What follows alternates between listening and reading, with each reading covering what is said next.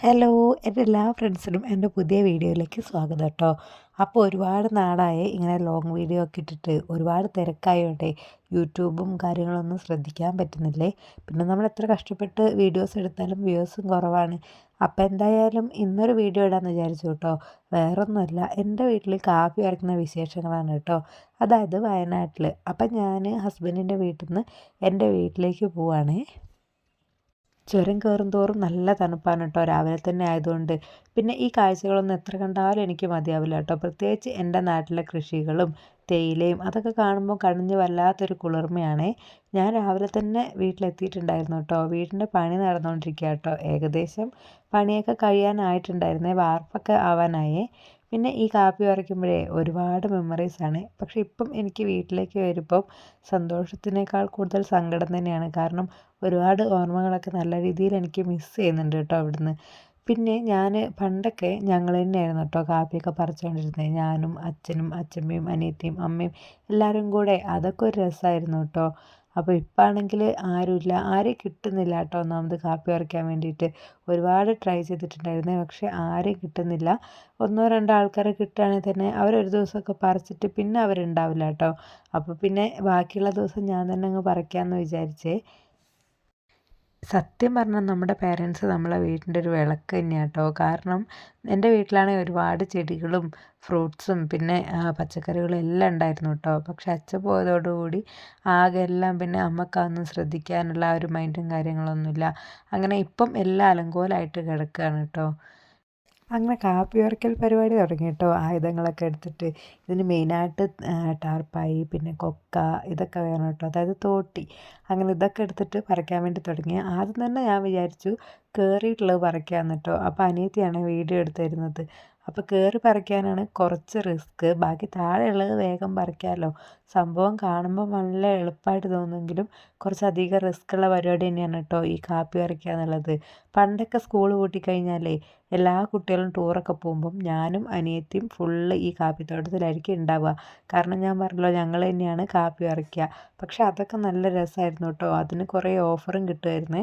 School തുറക്കുമ്പോഴത്തേക്കും ഓരോ സാധനങ്ങൾ അതിൻ്റെ പേരിൽ ഞങ്ങൾ പറഞ്ഞ് വാങ്ങിക്കുമായിരുന്നു കേട്ടോ. പിന്നെ കാപ്പി പറിക്കുന്നതിൻ്റെ ഇടയ്ക്ക് ഐസ്ക്രീം, അങ്ങനെ കുറേ കാര്യങ്ങൾ അച്ഛൻ്റെ വക ഓഫറും ഉണ്ടായിരുന്നേ.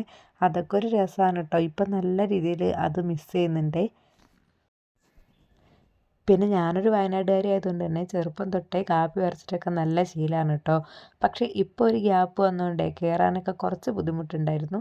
പക്ഷെ പിന്നെ കുഴപ്പമുണ്ടായിരുന്നില്ല കേട്ടോ. നമുക്ക് കാണുമ്പം എളുപ്പം തോന്നുമെങ്കിലും ഈ ഏന്തി വലിഞ്ഞ് പറിക്കുന്നതൊക്കെ കുറച്ച് റിസ്ക്കാണേ. കുറച്ച് ഗ്യാപ്പും കൂടെ വന്നപ്പം കുറച്ച് പെയിനും കാര്യങ്ങളൊക്കെ തോന്നിയിട്ടുണ്ടായിരുന്നേ.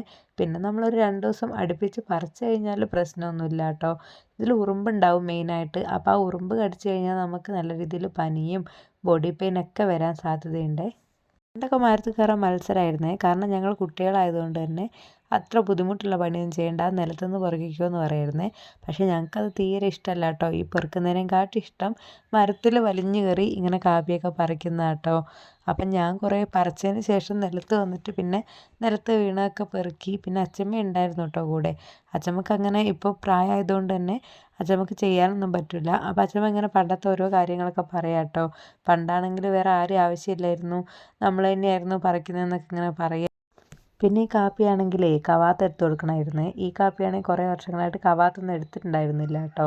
അപ്പം അതുകൊണ്ട് തന്നെ നീണ്ട് വളഞ്ഞു പോയി. അതിൻ്റെ അറ്റത്താണെങ്കിൽ കുറേ കാപ്പിയും. അപ്പം അത് പിന്നെ അച്ഛമ്മ പറഞ്ഞു എന്തായാലും കവാത്ത് എടുക്കാനുള്ളതല്ലേ, അങ്ങനെ ഒടിച്ചോ എന്ന് പറഞ്ഞിട്ട് കുറേ കൊമ്പൊക്കെ ഞാൻ ഒടിച്ചിട്ടു കേട്ടോ. പണ്ടൊക്കെ ഒരു കൊമ്പ് പോലും ഒടിക്കാൻ സമ്മതിക്കില്ലായിരുന്നേ. ഇപ്പം പിന്നെ എന്തായാലും കവാത്ത് എടുക്കുന്നതുകൊണ്ട് അങ്ങനെ ഒടിച്ചിട്ട് ആണ് കേട്ടോ പറിച്ചെടുത്തത്.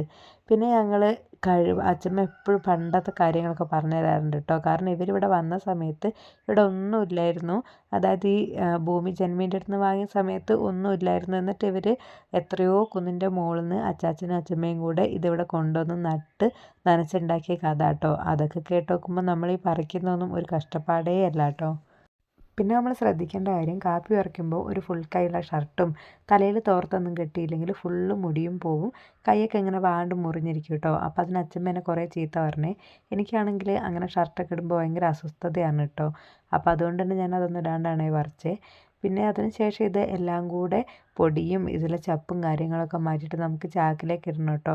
അതാണ് ഇതിനെക്കാട്ടി കുറച്ച് പണിയായിട്ട് എനിക്ക് തോന്നിയത്. കാരണം അതെല്ലാം നമ്മൾ കുറേ ചപ്പൊക്കെ ഉണ്ടായിരുന്നേ. അപ്പോൾ അതൊക്കെ വേർതിരിച്ച് ചാക്കിലേക്ക് മാറ്റിയിട്ടിട്ടുണ്ട് കേട്ടോ. അപ്പോൾ ഇനി ഓരോ സ്ഥലത്ത് കഴിഞ്ഞിട്ട് അടുത്ത സ്ഥലത്തേക്ക് നമ്മൾ ഷീറ്റ് മാറ്റിയിട്ട് അങ്ങനെ പറിക്കുകയാണ് കേട്ടോ ചെയ്യുന്നത്. കാപ്പി വറക്കലിന് ശേഷം ഒരു കട്ടൻ ചായയും പരിപ്പുവടയൊക്കെ കുടിച്ച് ഇന്നത്തെ കാപ്പി വറക്കൽ നിർത്തി കേട്ടോ. പിന്നെ നമ്മൾ ഈ കാപ്പിയെ പറിച്ചതിന് ശേഷം ഒരുപാട് ദിവസം വെയിലത്തിട്ട് ഉണക്കും. നല്ല ഉണക്കായതിന് ശേഷം നമ്മൾ കടയിൽ കൊണ്ടുപോയിട്ട് വിൽക്കുകയാണ് കേട്ടോ ചെയ്യുക. ചാക്കിൽ കെട്ടി വെച്ച് നല്ല വില ഉണ്ടാകുന്ന സമയത്താണ് വിൽക്കുക. പിന്നെ ഇത് നമ്മൾ ഇതുവരെ ഇവിടുന്ന് പൊടിപ്പിച്ചിട്ടൊന്നുമില്ല കേട്ടോ.